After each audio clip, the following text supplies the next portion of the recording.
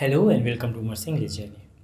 सो tense की video series का ये हमारा 7th वीडियो है, जिसमें आज हम कवर करने जा रहे हैं फ्यूचर इंडेफिनिट टेंस को, जिसे हम सिंपल फ्यूचर टेंस भी कहते हैं। अब तक हमने ये डिस्कवर किया था कि प्रेजेंट और पास्ट के डिफरेंट सेंटेंसेस को कैसे हम डेली बेसिस में यूज़ कर सकते हैं। लेकिन अब ज़रा ये इमेजिन करके देखो कि अगर आपको अपने दोस्तों के साथ या किसी के साथ कोई प्लान शेयर करना हो, चाहे वो फ्यूचर प्लान हो या फिर कोई वेकेशन प्लान हो अपकमिंग, तो आप वो सिंपल फ्यूचर टेंस के बिना नहीं कर सकते, क्योंकि फ्यूचर इंडेफिनिट टेंस उन एक्शंस को या उन इवेंट्स को बयान करता है जो आने वाले वक्त में होना बाकी है। तो अब हम इसके बहुत ही बेसिक से शुरू करने जा रहे हैं। जैसे फ्यूचर इंडेफिनिट टेंस होता क्या है, इसके स्ट्रक्चर या patterns of sentence construction and इसके यूसेज और एग्जाम्पल्स। तो लेट्स स्टार्ट इट। तो आइडेंटिफिकेशन के लिए या पहचान के लिए हम ये समझ लें कि हिंदी के सेंटेंस के एंड में जब गा गे गी ये साउंड कर रहा हो तो हम समझ लें कि वो फ्यूचर इंडेफिनिट टेंस में बनाया जाएगा। नाउ लेट्स सी कि फ्यूचर इंडेफिनिट को कैसे डिफाइन किया जा सकता है। तो simply future indefinite tense expresses an action that is yet to happen. That means future actions, whether it's a fact or our belief or when we decide to do something. यानी future indefinite tense उस action को express करता है, उस काम को बयान करता है जो अभी होने वाला हो, मतलब आने वाले वक्त में होने वाला हो, मतलब कि फ्यूचर एक्शन, फ्यूचर में होने वाला काम। फिर चाहे वो कोई सच हो या फिर हमारा बिलीफ या हमारा कोई डिसीज़न हो कि हमें क्या करना है। लाइक मेरे ख्याल से वो बहुत जल्द ये नौकरी छोड़ देगी। I think she will quit this job very soon. मैं कल अपने दोस्तों से मिलूँगा। I will meet my friends tomorrow. अब हम आते हैं अपने दूसरे पॉइंट में, जो है इसका स्ट्रक्चर या पैटर्न ऑफ सेंटेंस कंस्ट्रक्शन, जो कि थोड़ा बोरिंग पार्ट लगता है लेकिन ये इम्पॉर्टेंट पार्ट भी है। तो एफर्मेटिव सेंटेंस का स्ट्रक्चर क्या है? सब्जेक्ट प्लस विल या शैल। वैसे शैल ऑलमोस्ट ऑब्सोलीट हो गया, बहुत ही रेयरली यूज़ होता है, ऑलमोस्ट कोई इससे यूज़ ही नहीं करते अब हम। So basically will he use होता है हर जगह, बट ये फार्मूला में चलता है। सो एफर्मेटिव का स्ट्रक्चर क्या होता है? सब्जेक्ट प्लस विल और shall plus verb one then object. और वर्ब वन का मतलब है वर्ब का बेस फॉर्म या फर्स्ट फॉर्म। नेक्स्ट है निगेटिव सेंटेंस। तो निगेटिव का स्ट्रक्चर क्या होता है?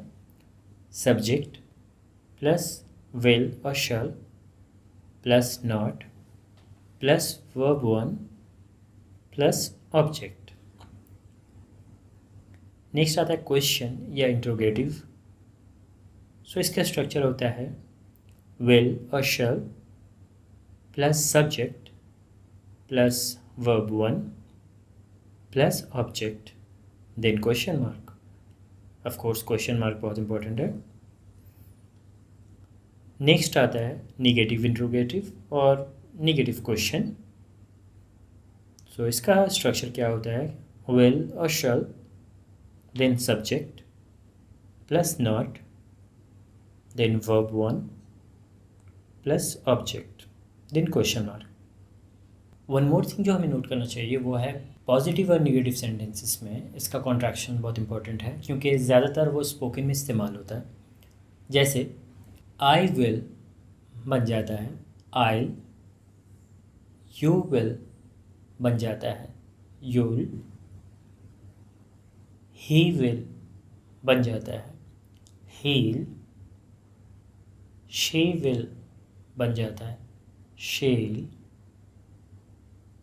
दे विल बन जाता है देल,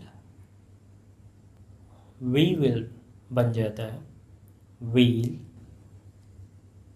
और इट विल बन जाता है इट। वैसे इट विल भी बहुत कम ही यूज़ होता है, आप प्रेफर करना कि इसे इट विल ही कहो, कि ये साउंड भी थोड़ा वियर्ड करता है। निगेटिव में देखते हैं, आई विल नॉट, ये बन जाता है आई वोंट। उसी तरह से यू विल नॉट बन जाएगा you won't, we will not बन जाएगा वी वोंट, और इसी तरह बाकी भी। वेल, अब हम आते हैं इसके इंटरेस्टिंग पार्ट में, जो है इट्स यूसेज। तो जैसा कि हमने अभी देखा कि इस टेंस का इस्तेमाल फ्यूचर एक्शन के लिए होता है।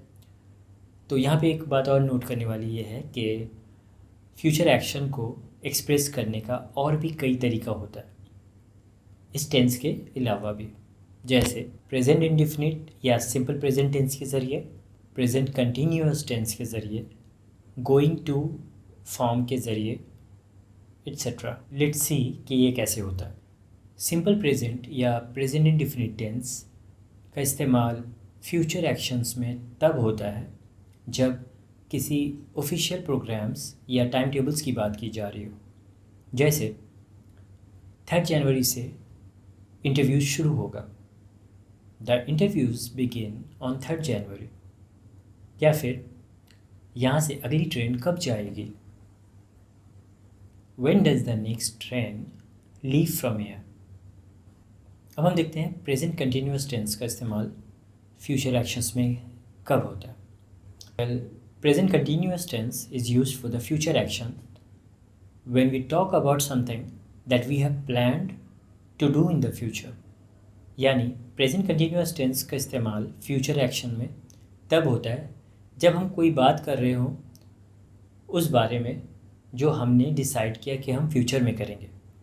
जैसे वो लोग अगले हफ्ते केरला जाएंगे, they are going to Kerala next week. या फिर हम कह सकते हैं कि मैं आज शाम काम करूँगा, I am working this evening. तो अब यहाँ पे देखो कि नए लर्नर थोड़ा कंफ्यूज हो सकते हैं, क्योंकि कंटिन्यूअस टेंस का मतलब होता है कि जिस वक्त हम बात कर रहे होते हैं उस वक्त कोई काम चल रहा है, लेकिन यहाँ पे ये रेफ़र कर रहा है फ्यूचर एक्शन को।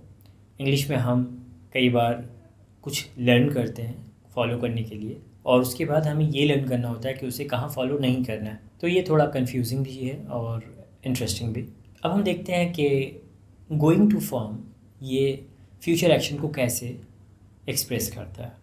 सो पॉइंट नंबर 1 या ओकेजन नंबर 1 है when we have already decided something before even talking about it।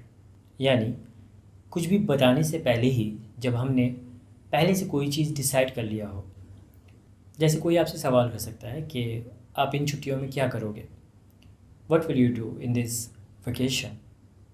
तो आपका रिप्लाई हो सकता है कि मैं शिमला जाऊंगा।